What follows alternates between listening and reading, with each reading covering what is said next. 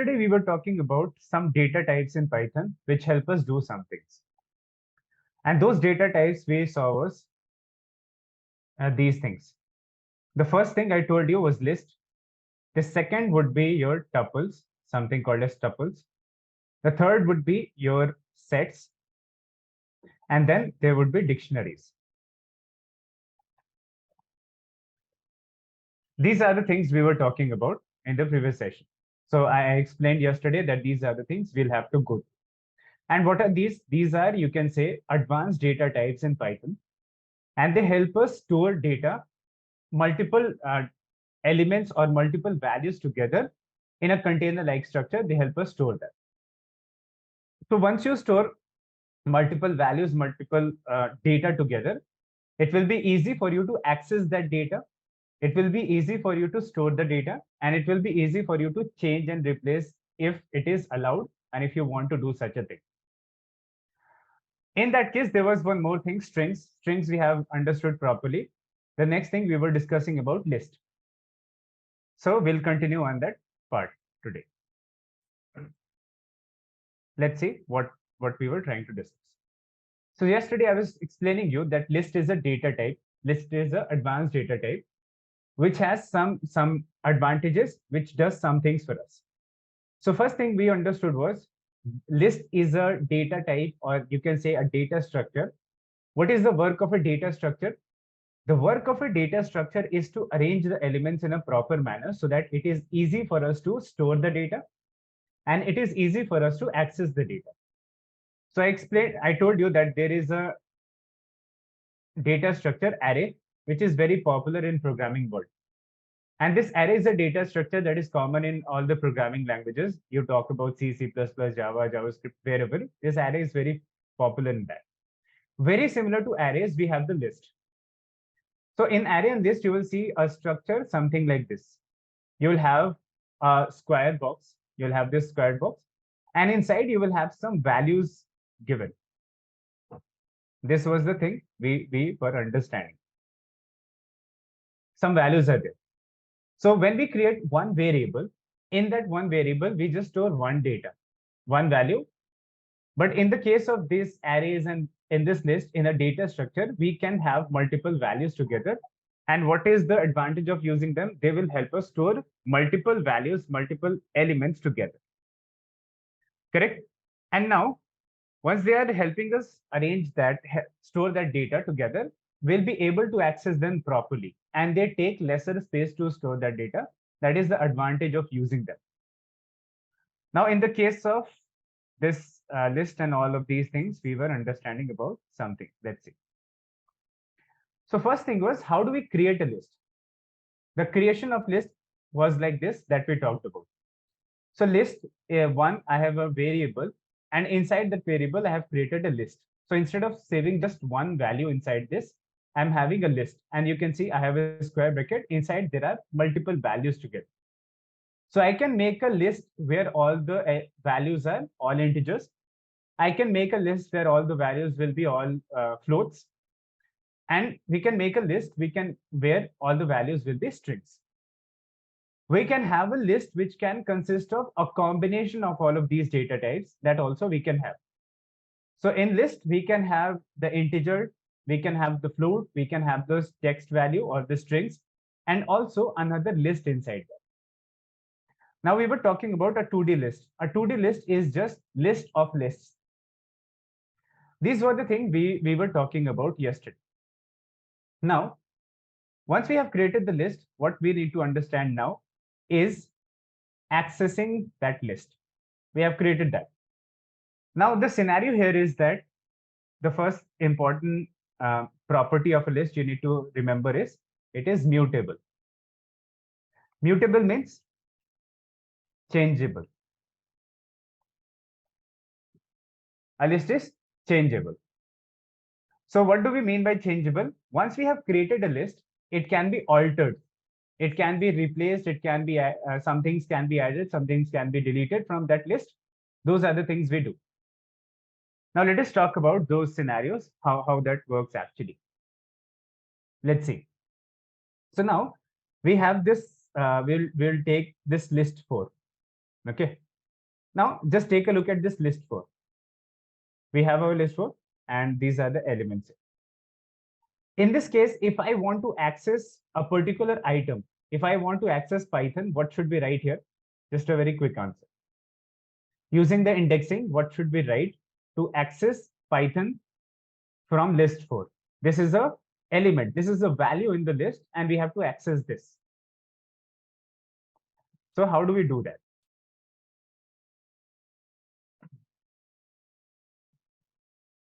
Very quick. We need to use the indexing for that.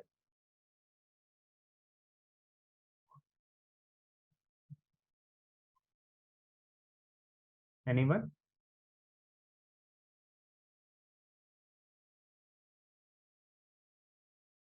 Are you all not using your systems? You can tell me, otherwise I'll just tell you. If you're using that, you can tell what could be the answer. So if you try and if you interact, it will be interesting. Otherwise, you might feel bored. Anyway, so let me tell you this one, then we will understand for the rest of them. Let's see. When we do indexing, what we have understood that all the elements inside any of the data type, they have the index numbers. So I discussed that if you want to access these elements, what is it now? When we were talking about a string, the string was like this, Python, Python. It was a string. If we wanted to access any particular character from inside of this string, what we were doing, we had their index number 0, 1, 2, 3, 4, and 5. Each of the characters inside this string, they had their index number. Now, when we are talking about this list, the elements inside this list also will be having their index number. How will that look like? So if I have 10, 10 will be index number 0. 20 will be index number 1. It will be index number 2, 3, 4, 5, and this complete list will be 6. What are we having here? We are saying that in the list 4, if we go to these index locations, what do we get? We can access the data from that location. So what we need to write now to access Python, we need to write the data name, the variable name, in which this is the index location, location number 4, and we can access Python. Correct? So we can, if I write my list 4 and 4, I'll be able to access Python. Now, similarly, if I have to access Java, I need to write 5. It's at location number 5. I can access that. And if I want to go from backwards, it will be at -2, Java. -2, that will be negative index. That will also work. So what we have discussed, the negative indexing would be, this one would be -1, this one would be -2, -3, -4, -5, -6, and -7. These are negative indexes. Now, as you can see here, this complete list, there is a list inside our bigger list. It's a smaller one. So if I have that list, this complete list is going to be considered as one element for this list 4. This complete list as one element. Like 10 is one element, 20 is one element, 20.3 is one value or element, you can say. So this complete list is one value for this list 4.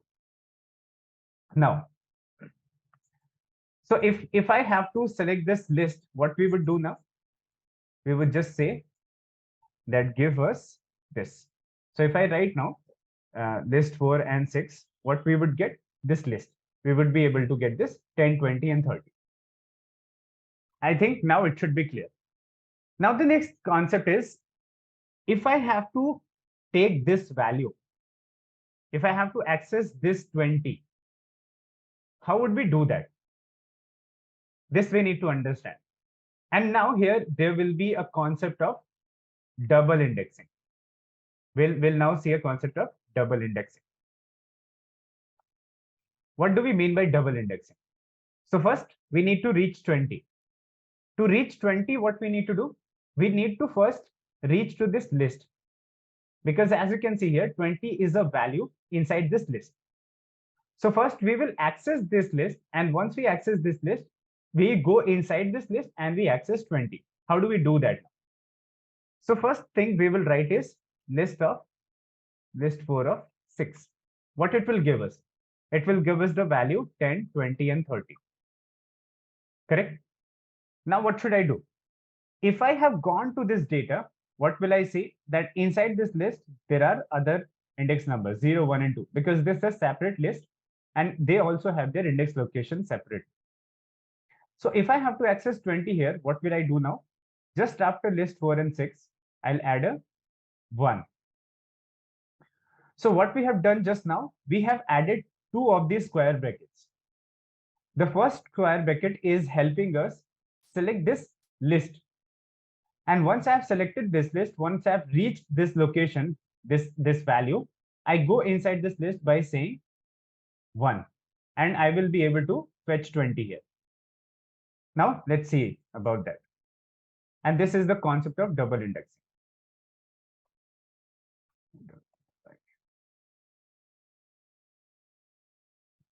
Okay. So we'll say 1. Now you can notice that we have been able to access 20. So I have 30 now. What will I do for 30? We'll do 2, and I will be able to access 30. Now tell me, have you understood this idea? What I was trying to explain? Anyone has any doubt regarding this? Just a quick answer so that I know that you have understood. Okay, Venkatesh, have you attended previous sessions? Yesterday's session and the previous one? Okay, it's clear. Now, you know this index concept, Venkatesh? What do we do with indexing? Okay, so now what are we trying to do? See here, we have a list, that is list 4. We have the list 4. Now in this list 4, we have the values. I told you that list is a collection of multiple values. So what are we talking about? We can say 10, 20, 20.3, 30.4. These are values. So now this 10 is one value, 20 is one value, third value, fourth value, fifth value, sixth value. And this complete list is one value, that is seventh one. Correct? So if I have to access this list, what will I do? I have the index number 0, 1, 2, 3, 4, 5, and 6. This is a list, but this total list is one value for list 4. It's a one element for list 4. Correct? So if I have to access this list 10, 20, 31, what will I write now? List 4 of 6. Are you clear about this now?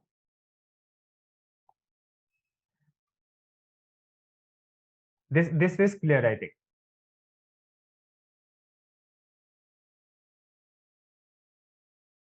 Anyone?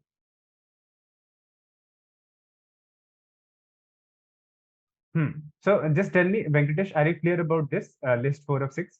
Have you understood what we have done just now? Anyone, everyone, have you understood this? Then you will be able to access the other value. So what we have said, just take a look at this now. When we say list 4 of 6, what have you selected? You have selected this data, and this data is another list. So once I went to this location, list 4 of 6, I have selected a data. Once I have selected the data, what are we seeing here? We have the concept of 10, 20, and 30. So the 10, 20, and 30, what are you noticing here? That inside this list, there is 3 values. And if I take a look at it, it is another list. So what will happen? The 10 will be at location 0, at location 1, location 2, these 3 elements. And now if I write here 1, what will happen? By writing list 4 of 6, we have gone to this list. And by adding that 1, we have accessed the element, which is this one, from that list. So this is the concept of double indexing. Correct? This is the concept of double indexing.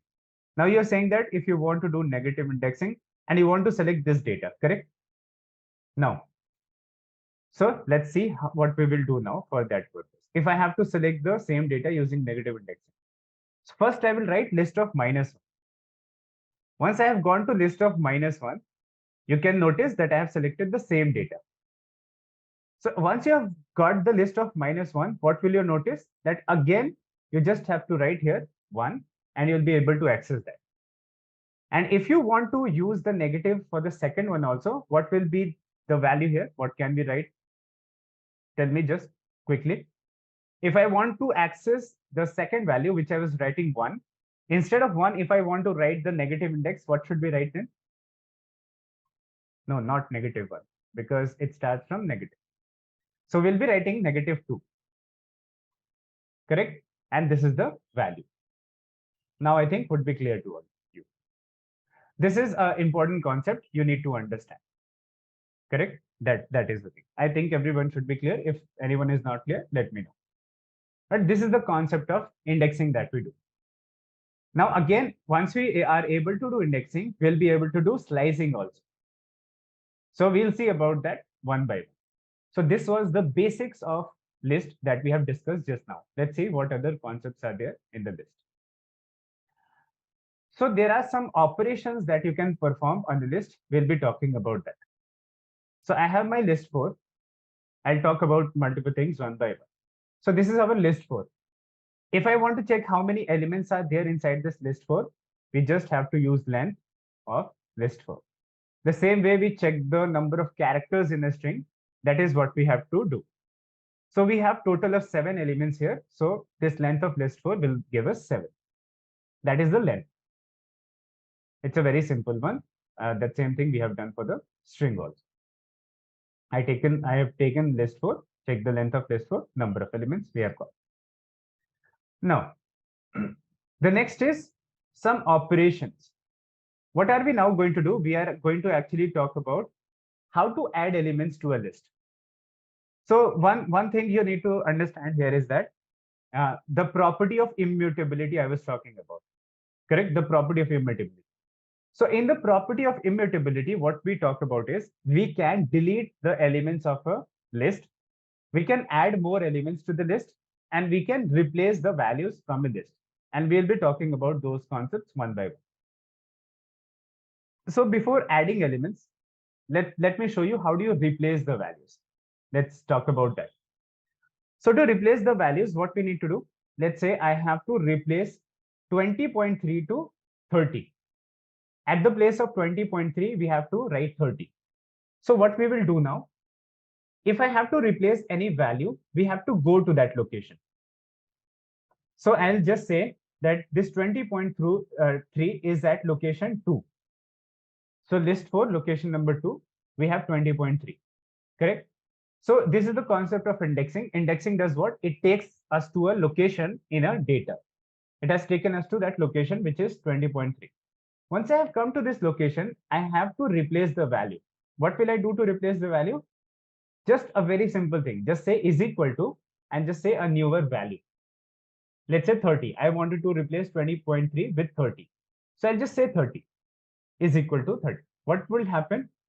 It will go to list 4, location number 2, and it will place this value there. If there is already a value, what will happen? It will replace that. And now let's see our list 4. And you can notice now that 20.3 has been replaced by a newer value. Same thing you can do for any of these elements. You can replace this Python with, so if I want to replace this Python with, or I want to replace this Java with JavaScript. So what will I do now?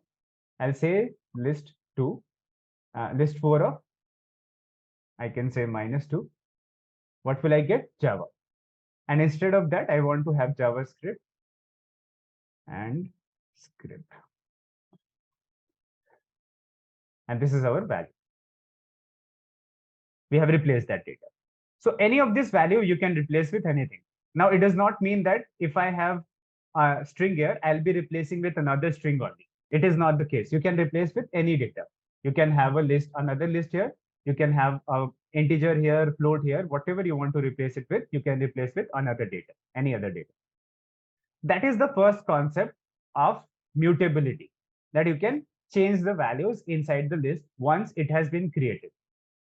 But this concept you can't apply in a string. You can't do that in a string. That is what we are talking about. Now what we need to understand, the addition of the values. What are the steps we take to add the values in a list? So the first concept is appending the values. Let's talk about what does append do. So in the case of append, it will add one element at a time at the end of the list. So how to add the values? Let's see, this is our list. And what we need to do now, we need to just add something. What I want to add at the end here, at the end, I want to add, let's say another list I want to add. So what will I do now? I will say list 4 dot append, or let me add a value 100. List 4 dot append 100. What will happen when you go and take a look at list 4? You can see 100 has been added at the end of this. If I add another thing here, list 4 dot append, and I say I have, let's say, machine learning. This is the text I'm adding. So what will happen? It will be added at the end of that. So we check list 4. Now you will notice there that machine learning is added at the end. This is the concept of append. Now, what append does, it is going to add some element, but it is always going to add that at the end of the original list, always at the end. Now, the second concept in append is that it is only going to add one value at a time. You can't add multiple values at a time. Correct? So now let's see, what do I mean by multiple values? If I say list 4 dot append, list 4 dot append, and if I say, let's say I want to add 200 comma 300, what will happen? It will give us an error. What it is telling that append takes exactly one argument, means only one number you can give here, only one value you can give here, but you are given two. Two is not allowed, just one you have to give. So you can add only one element at a time using this append. Now you would say that if I want to add more elements, then what we have to do? We'll see about that also. But let me show you that. Let's say I want to add multiple values like this. I'm saying that add these values 150, 170, and let's say 190. I want that these elements, these multiple elements should be added inside the list 4. But what it is going to do now with append is that, take a look. It has taken this list as it is, and it has added there as it is in the structure of a list only. But what I wanted, that from this list, these values should have been taken and they should have been added one by one. Means total 3 values should have been added. But those 3 values are not added separately. They have been added as a directly list. The way we have given that it has added. So that is the work of append. Whatever data you give, that will add as one element. And only one element is allowed in append. Let's see what I have to do to add multiple values at a time. So I'll have to do this operation that is called extend. I'll tell you this insert also, but let's see extend. So in extend, what we do, we'll be able to add multiple values. That is just the concept here. So I just need to say list.extend, and I will say I want to add 210, and let's say data, any number of elements I can add, and I will say 30.45. I have this.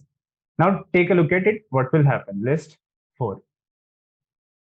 It has added 210 data and 30.5 as 3 different elements, not as a list. It has first taken the elements from inside of that and it has added them separately. That is the work of extend, and this is the way you are going to add multiple values in a list. The extend operation. So for adding one element, you have append. For multiple elements, you have extend. But in extend also, what is happening? The elements are being added at the end of the list.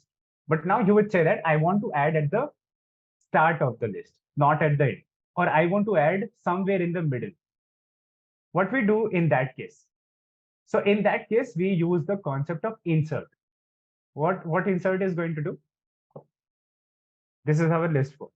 And what we do, what we want to do now is, I want to add somewhere here.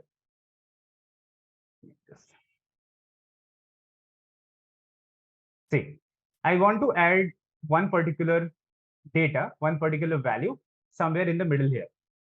What we will do now, we'll say list4 dot insert, and I'll have to write the location, that at what location I want to insert a particular value. Let's say I want to insert something at the start. Correct? So what I will write now, to insert something at the start, the index number is 0. So I'll say first the index number and the value that I want to insert. The value I want to insert is, let's say, -10. So I'll do now this. And when I check my list4, you'll be able to notice that the element has been added at that location that you have mentioned just now, that particular location. You can see -10 has been added here. So this is the operation of insert. And insert also, you will be adding one element at a time, not multiple values. Correct? This was the concept of adding the data. Just take a look. So we have done three things. First, we have saw append. It's a very simple thing. You just take a list, write list name dot append, and whatever element you want to add, whatever value you want to add in the list, the append. In append, we add only one value at a time. The second was, we talked about extend. In extend, I can give a list of multiple values and they will be added as a separate data. So multiple values I can add using extend. And the third one was insert. What is the purpose of insert? To add any particular value to a particular location. This was the insert. So we have understood the second property of mutability, that I can add values. The first was replacing the values. The second is adding more values. Now we will talk about how to delete the values from this list. The deletion we need to understand. Let's talk about that also one by one. So the first one is, will be this. Okay, anyway, we need to delete now. So I'll go to my list4, and these are the elements. So just take a look. These are the elements here.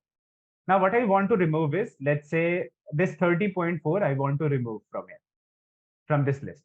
What will I do now? The first operation is called pop. So in this case, I'll say list4.pop, and I will say that 0, 1, 2, 3, 4. This 30.4 is at location number 4. So I'll say list4.pop 4. And it will tell you which data it is removing. It will show you that this data I'm removing. And when you take a list4, you can see after 30, there was 30.4, which is now not available there. It's gone. So this is the first operation, that is called pop. Now in pop, what happens? It is going to delete the values, but also it will give it back to you. So for any purpose, if you want to store the data that you're deleting, you can store that. What you can say? That you can say popped value is equal to this. So in this variable, this 30.4 is going to be stored there. And that is only done by the pop. The other methods that we are going to see for deleting the elements, they will not do that. Only pop is going to give you back the element or the data that it is deleting. That is our pop. Just take a look. I have seen my list. I have said list name dot pop and the location from which you want to delete the data. It's not the element name, it's the location. So we have seen pop. The next one is called remove. What is the work of remove now? We'll say list4. Again, we'll check our list4. This is our list4. Now you want to delete the data not based on the location, by seeing their value. Let's see. So what we need to do now, we have list4 and I say dot remove.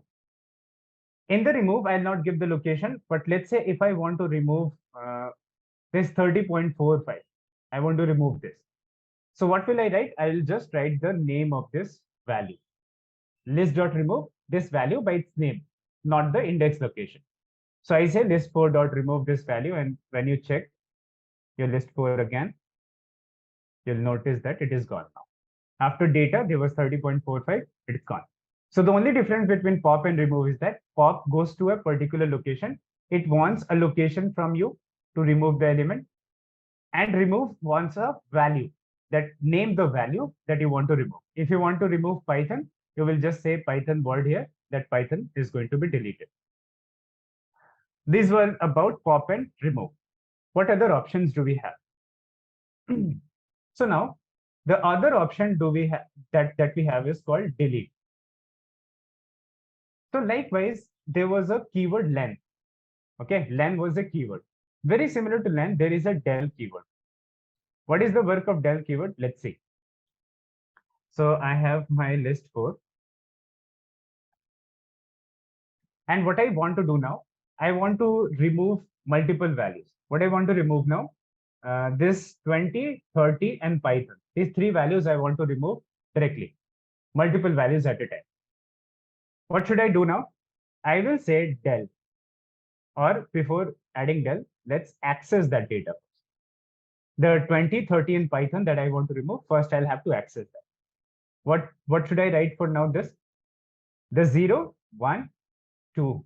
The starting location is 2, 2, 3, 4. So 2, 3, 4 is the location where my data is. So I'll be writing 2 to 5. 2 to 5 is the location. I've written that.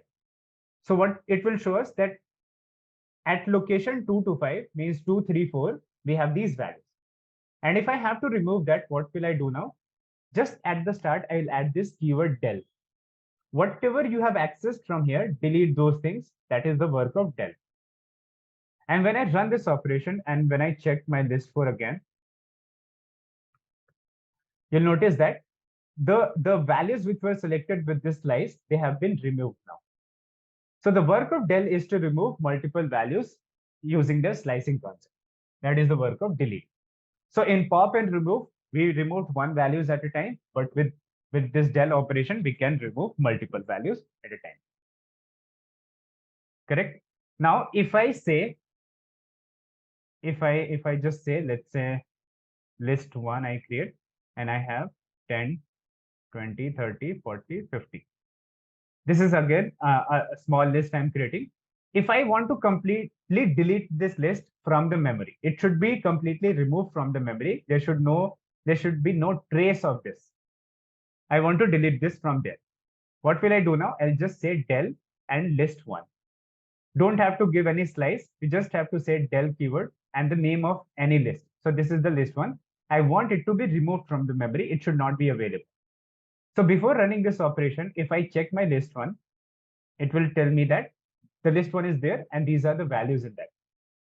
But now I'll run this del list 1. After that, when I check my list 1, you'll notice that it's giving us an error, name error, that now list 1 is not defined. Whenever you see any error like this, the list 1 or name, some variable name is not defined. It means that that variable does not exist in the memory. That is what this error means. Whenever you see not defined, which means that it is not present in the memory anywhere. So this is the concept of delete. So what we have seen, 3 operations to delete the value using the pop, using the remove, and using this del keyword. I hope this will also be clear to all of you. If this is clear, we'll move forward to the next concept. So we have seen what? Changing the data, adding the data, deleting the data. These were the 3 things that we have to do, that we can do if the list is, if any data type is mutable. These are the 3 main operations we can perform. Correct? Now, you can take a just the last one that is left is, see, and there is 1 minute. There is list 1 dot clear. Now, what is the work of this clear? There was this last thing. What will it do? Take a look at your list 1. That there is a small difference between del and this dot clear. What is the work of this dot clear? It will delete every element from inside of this list, but the structure of the list will be available in the memory. Correct. So what has happened? Once you have said list 1 is equal to this, and when you check the list, inside of this, there are elements 10, 20, 30, and 40, and 50. All the elements are, let's say, there. What will happen? This list dot clear is going to empty this list. it will just delete all the values which are there, and it will make it empty like this. But this list will be existing. The structure of this list will be there, but it will be empty from inside.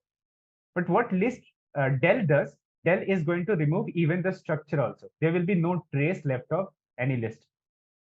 That is the small difference between clear and del. So if you want to just make things empty, you can use the clear. And if you want everything be gone from the memory, then you have to use the del keyword. And don't worry, once you do the practice of these things, it will be very easy to understand. I'm talking about multiple things here. I'm trying to explain the best you in whatever is possible to you. But with the practice, everything will be easily understood to you. And I strongly recommend that you have to do the practice of all of these things. If you're not trying anything new, at least just try the same code that I'm trying to show here. If you try these things also, then you will understand the concept very properly. But you should try. Otherwise, everything that you're seeing here, whatever time you're giving here, that will just go in vain. Because coding, anywhere you see, it's just about practice, practice, and practice. Without practice, there is no such thing that you can do. Everything you are going to forget. Okay. So, and also, if you are doing the practice, you have the option to ask me regarding any doubt or any confusion that you have. Got it? That is. So you should take a proper advantage of that. Okay. Now, some more things. Let's see what more things we can do in the Python. So there is some keywords. What is that keyword? Let's see that keyword. The first keyword is the membership. We can check whether something is a member of a data or not, any list or not. So if I have, let's say, list 4 here, and sometimes the list would be a very big list. We will talk about that how can we create a database of usernames and password inside of one such data. So let's say I have stored the usernames and password of 1,000 users, 1,000 people. So what will happen? This list is going to have 1,000 elements, 1,000 usernames it will have, 1,000 password it is going to have. Now you want to check whether a username is present in that list or not. Let's see. So what we are trying to do, you're trying to make a small software or a small structure. What you want to do in that small software is that you want to create a database of username and password. How do you make a database of this username and password? We'll talk about this properly. So just to give an idea, let's say you are taking input of username and password from the user. A person is coming to your website or something. They are entering their username, they are entering their password, and they are registering onto your website, signing up for the first time. So you take that username and put that into a list. How do you put that into list? Using the append operation. So if you want to store the data for 100 people, you will take 100 times the input. And 100 people have given you the username, they have given you the password. And what you will do, as soon as you got the username and input and the password as the input, you're going to append that into the list, into one of the lists that you have created. With this operation, what will happen? You will be creating a database in which you're storing this thing. Now, let's say once you have created the database in which you have 1,000 usernames and 1,000 passwords, and tomorrow a person comes up and they want to log in. What you will say to them, it will be showing that enter your email or enter your username and enter your password to log in. Correct? And you will have login button here. So what they have to do now, they will be entering their username and they will be entering your password. How do you give them access? You need to check whether this email is there in your database or not. If this email or if this username is there in this database, it means that that person has already made an account and this is the username of that. You need to match that. And if there is a password, you need to match that password also. So where will you go? You will create a list like that. We'll talk about all of those things. But before explaining that, I need to explain some more concepts of loop. Something called loop is there. So when I explain that concept, I'll talk about how to create a small database like that also. What can we check here? So how do we check whether a username and password is present in there or not, in that database or not? You will be using a membership. What was membership? You will understand that concept now with the membership. Let's see here. So we have list 4, and inside that you can see multiple values are there. Okay, just there are these values. Now what will you do now? You will check that, let's say you can check whether 100 is present in this data or not. Inside of this list, 100 is present or not. So what you say, 100 in this list 4, correct? It will tell you true. So let's say you have all of these things. Now, in this thing, let's say 100 was not there. What can you do there now? See, you have to do a conditional statement. There is something called as conditional statement in all of the programming languages, and that conditional statement is written using if and else keywords. There are two keywords. One is called if, and second one is called else. These are two keywords. What is the work of these two keywords? To do something using a condition. Now, let's say you have two statements with you. You have statement 1 and you have statement 2. Correct. Now, you want to run this statement 1 if a condition is met. And if this condition is not met, you want to run this one, this second statement. So you want to put up a roadblock, or you want to put up a gate. So if you just are able to open that gate, then you are able to access this. If you're not able to open the gate, you will do this thing. You can put up a condition. So how can we use, I'll talk about this condition little more, but conditions are written using this if keyword. This is the keyword used for that. Now, let's see. What should we do in that case? I'll say if 100 in list 4, then print, you can say the value available. Okay, you want to give this message to the person that this value is available. But now you can say that if 100 is not present in that list, what will you do now? Else, go to the list 4 and dot append. Okay, go to the list 4 dot append what 100 if it is not there. So what will happen here? It will show us value available. So what are we trying to do? We have just made a conditional statement. If this thing is being true, run this statement. And otherwise, if this thing is not true, then run this statement. So 100 was present here. So what has happened? It is going to show us the first result.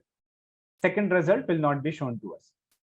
Now let's say I check for any other data. Let's say is Java present there? Is Java present in list 4? So it will tell us value available if Java is present here in list 4. It is not available. So what are we going to do now? If Java is not in list 4, we'll say list.append Java. Correct? And now let's run this.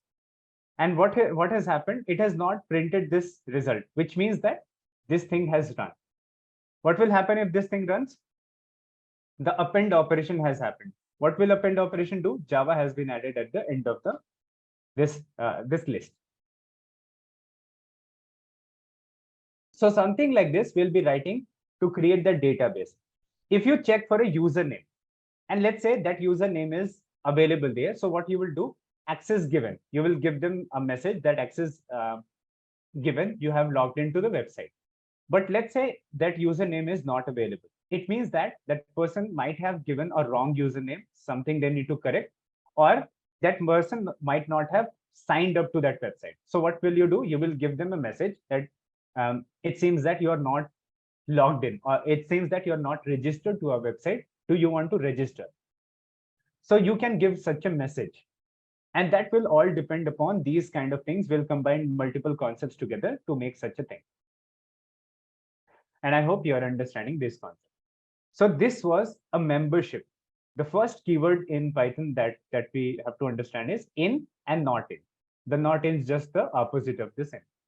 We can check the any particular value, is it a member of a particular list or not? After that, let's see what is the second thing. So if you want to reverse a list, you can just say the name of the list dot reverse, and with these two round brackets, you'll be able to reverse that. Very simple operation. What do you need to do now? You'll say list4 dot reverse, and it will reverse that. And when you check that list, you can see it. So now, till now, you must have noticed that how easy it is to work with Python. You can see all the things that we are doing now. It looks very simple and it looks like a very English-like statement. You don't have to write any of the extra things that you need to do, not adding any dots, not adding any semicolons or anything as such. Most of the thing just looks like normal English statement. That if I want to do this, I just need to know about few of the names and I'll be able to do that very easily. That is the main advantage of Python. It is very beginner friendly. And if you don't know about the programming, it will be very easy for you to understand the concepts of programming also. So list reverse was this. Now let's see how to sort the data. Whenever you have a data, sometimes you will require to sort it. Sort it means arrange the data in either ascending order or descending order. This is the operation you are going to do. So how do you do that operation of sorting the data? Let's take a look at it. There are two operations. There are two ways you can sort the data. First, I will create a list and I'll say this list1 is equal to,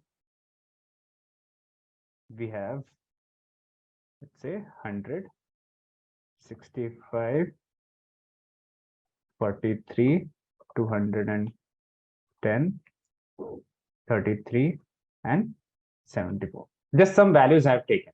How to sort this now? So we'll talk about this. I've created my list1. There are two methods to sort this.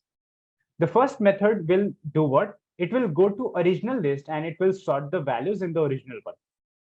The second one is what? The second operation of sorting what it will do, it will create a copy of the original list and it will do the sorting on that, and the original one will not be affected. It will be as it is. So let's talk about the second one first, where the original list is not affected. So how do you do the sorting using that? You need to use this keyword sorted.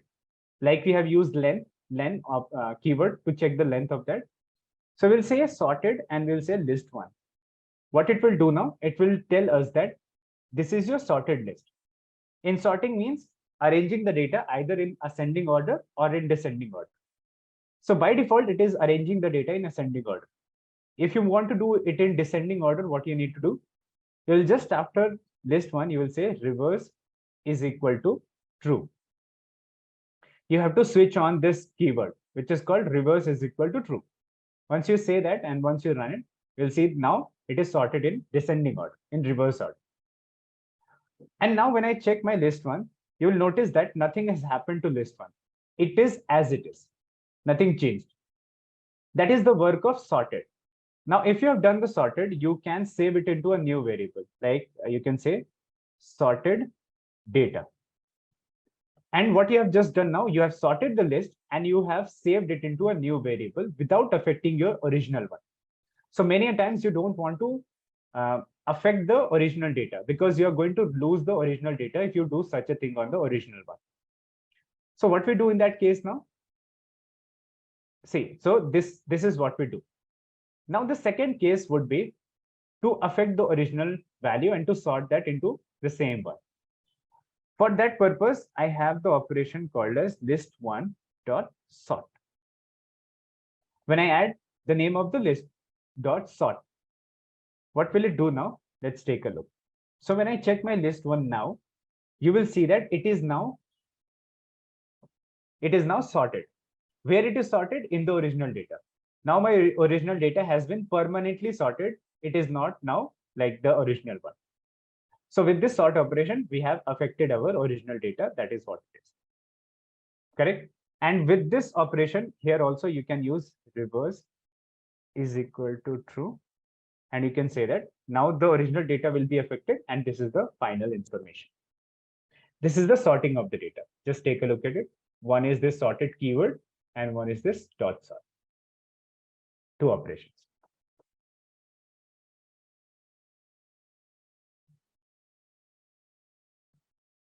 Clear?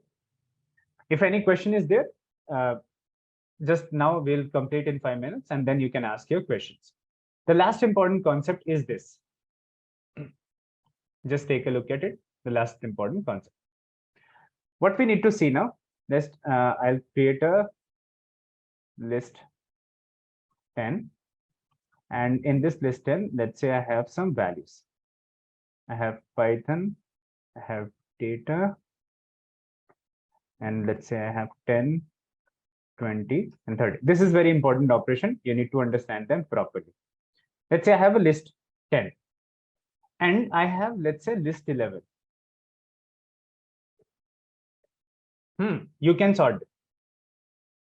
If you have integer and strings, no, not integer and strings. If you have integer and float, that will be sorted, not integer and strings. You don't do that thing, okay? List of list. That you should try. That is one thing you should try, definitely. The list of list. So inside that one list, you create 2, 3 list, or you can say 4, 5 lists you create, and try to see whether it is doing that. It will not do such a thing, because it can't compare a list with a list. Let's see. Now I have this information. This is the memory information. We need to understand what happens here. What do we have? We have list 10 and list 11, and I have created this. What will I do now? I'll check the ID of this. ID means address. Are they referring to the same list or not? So what do you think? They are referring to the same value, or they have created 2 different lists? What do you think? Whatever you think, just let me know. We have talked about some of these things, so maybe you understand. Just make a guess. Is the address going to be different for both of them, or is it going to be same? Same means, is there just one list created and both the variables are pointing to that, or they both have created 2 different lists, 2 separate lists? Anyone? Separate. Anyone? Just one answer I got. Just try whatever you think.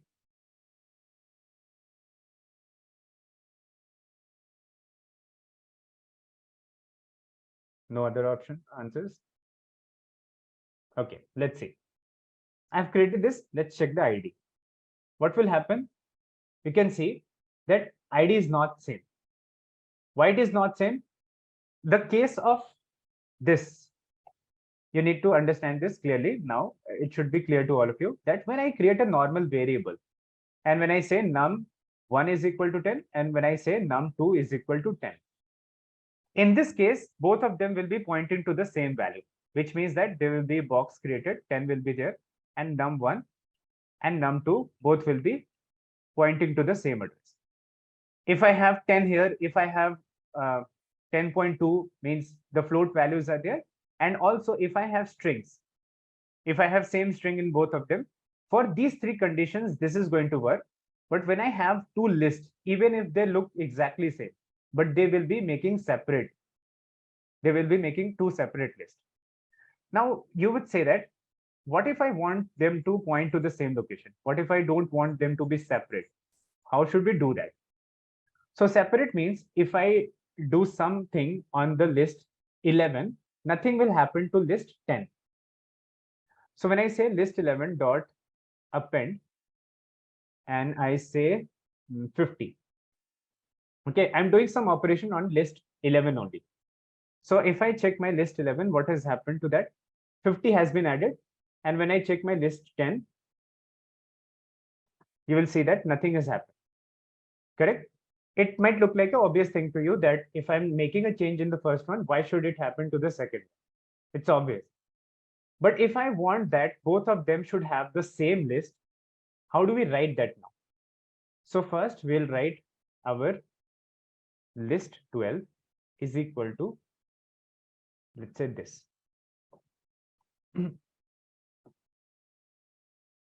Correct? And I want that there is a list 13 that should be pointing to the same list. We don't want to create another list. It will take extra memory. I don't want to do that. I just want list 13 to have the same memory. It should share the same data. So for that purpose, I need to write list 13 is equal to list 12. That is what we need to do if we want both of them to share the memory. And when I check the ID of list 12 and 13, id of list 12 and print id of list 13.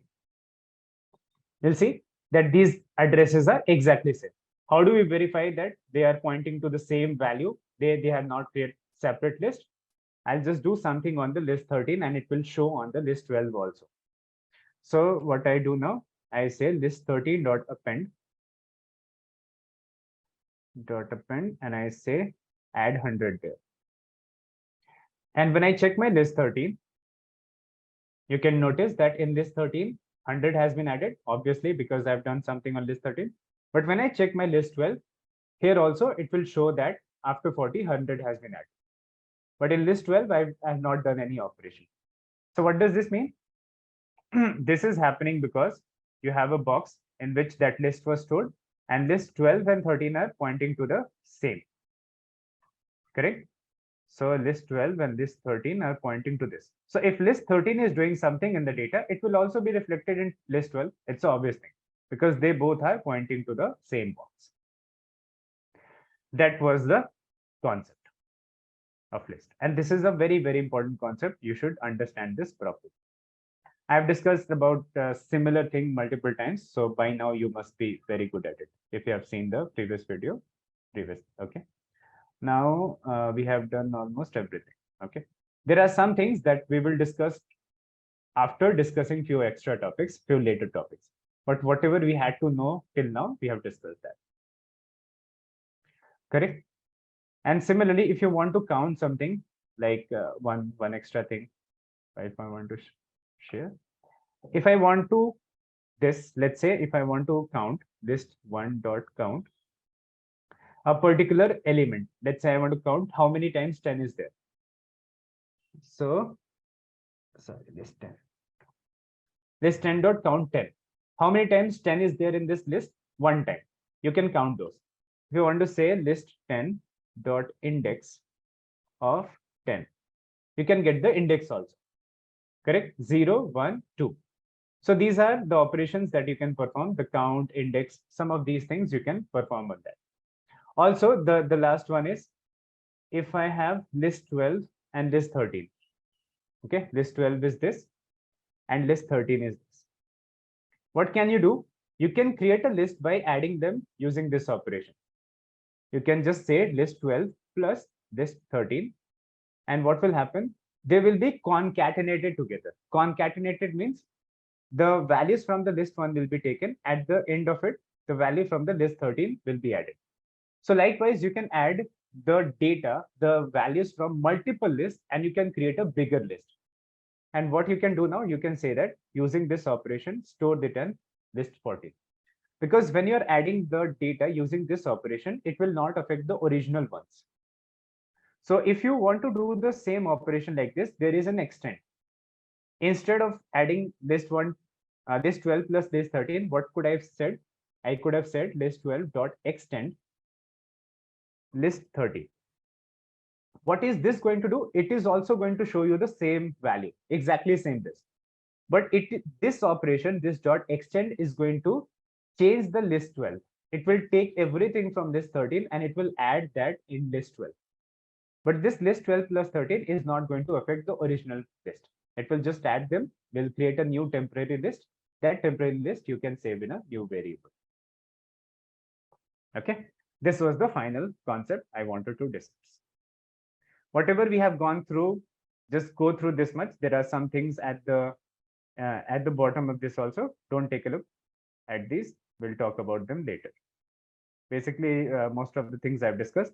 There is this list looping left and this comprehension left that I will talk about after explaining a loop concept. So loop concept we need to discuss to understand this.